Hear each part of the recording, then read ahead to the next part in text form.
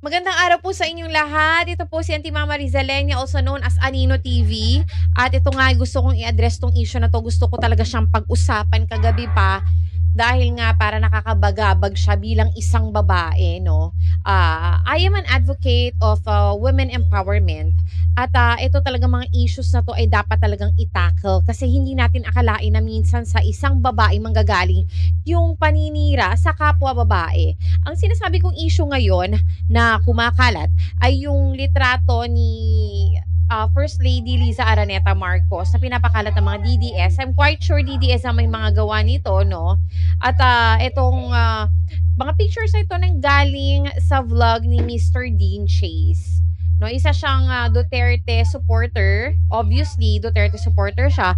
At meron nga siyang na-interview daw na ang kwento niya doon sa kanyang vlog, meron siyang na-interview na isang lalaki na parang for hire. Itong lalaki na to ay isang biracial man na for hire. Now, ang pinupunto niya dito sa kanyang vlog ay binayaran daw ito ng mag-asawa. Ang tawag pa nga niya kay President at dito kay First Lady ay Bangag at Liza Tana. So, it's obvious talaga na sobrang diehard supporter siya at talagang detractor din siya. Kasi para tawagin mo silang ganon, it means na detractor ka talaga, di ba? Na you're calling them names. So anyway, binayaran nga daw ni PBBM at Liza Marcos etong ano na to, etong bayarang lalaki na ito, na biracial man, ng $40,000. At meron pang isang lalaki daw na binayaran ng $70,000.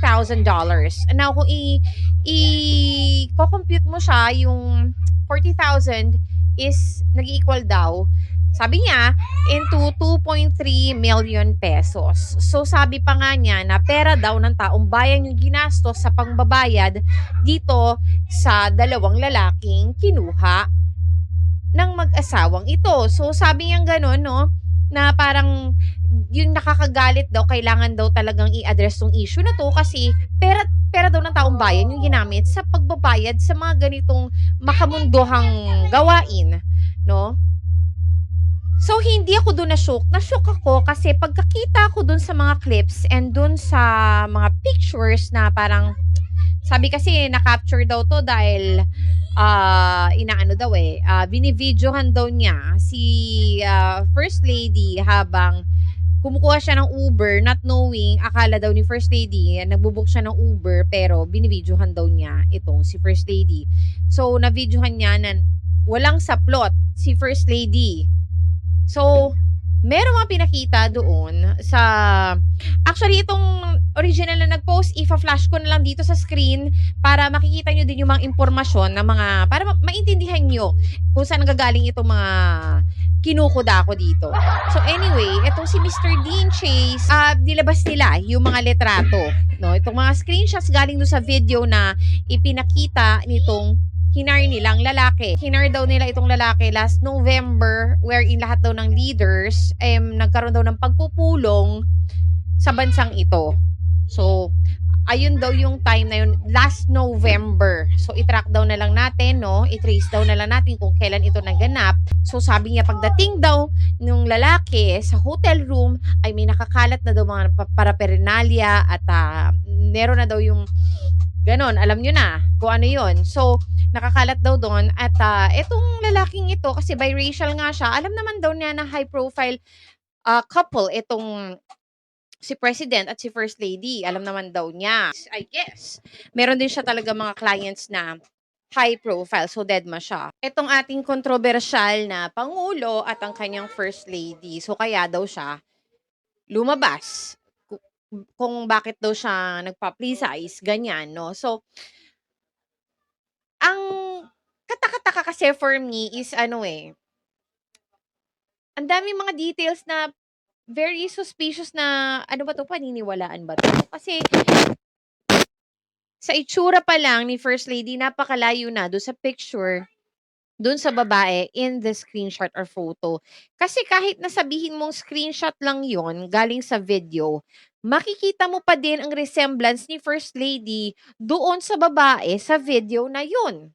'Di ba, it could be AI, much more parang in-enhance din, 'di ba? Puwede ding gano'n yung ganap dun sa picture na yun. Pero ako kasi I really believe ako sa totoo lang, I have to be honest, hindi ako maka-first lady. Pero, I'm a pro-admin. I support kung sino nakaupong pangulo, 'no, pero hindi talaga ako maka-first lady, Liza. Pero to be fair, hindi talaga siya yung nasa video na yon. At isa pa, yung dating ng pag-i-interview ni Mr. Dean Chase, it seems to me na parang sobra sa acting.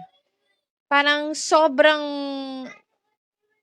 hindi siya natural. Hindi hindi natural yung dating ng pag-i-interview ni Mr. Dean Chase, parang may pagka-overacting.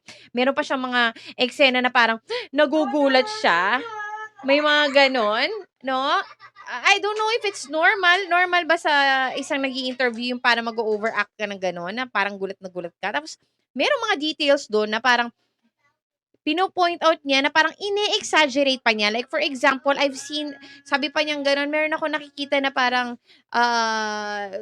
nagmo-motion daw up and down. Nagmo-motion up and down near the camera, what is it?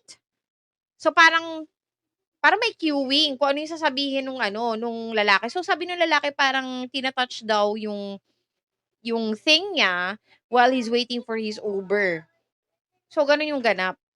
'Di ba? It's very, very questionable, eh, 'tong interview ni Mr. Dean Chase. If I were you guys, you can check it out sa kanyang page mismo kasi merong mga parts pa yung interview na 'to. Actually, may part 1, part 2, and part 3, and it's for you to judge. As for this video, I am just giving you, my opinion regarding this. Nakakatakot kasi to the point na talagang yuyurakan mo ang isang babae. Katulad nga sinabi 'di ba, papanagutin daw kung sino daw yung nagpapakalat nun dahil pangyuyurak daw yun sa isang babae at obviously hindi naman daw ito totoo. Nawawala na talaga yung ano natin 'no, nawawala na yung essence ng pagiging Pilipino natin. Sa totoo lang 'di ba, dapat ang mga babae ginagalang, nirerespeto, inaalagaan at lalo pa first lady pa itong pinag-uusapan natin dito. Grabe yung disrespect, oh my God, the amount of disrespect I cannot talaga. Sa totoo lang sa pamilyang Marcos 'no, hindi ko alam kung paano nila kinakaya lahat ng 'to. Pero oh my God talaga, the amount of disrespect talaga sa pamilyang ito, Diyos ko grabe, hindi na talaga makatao.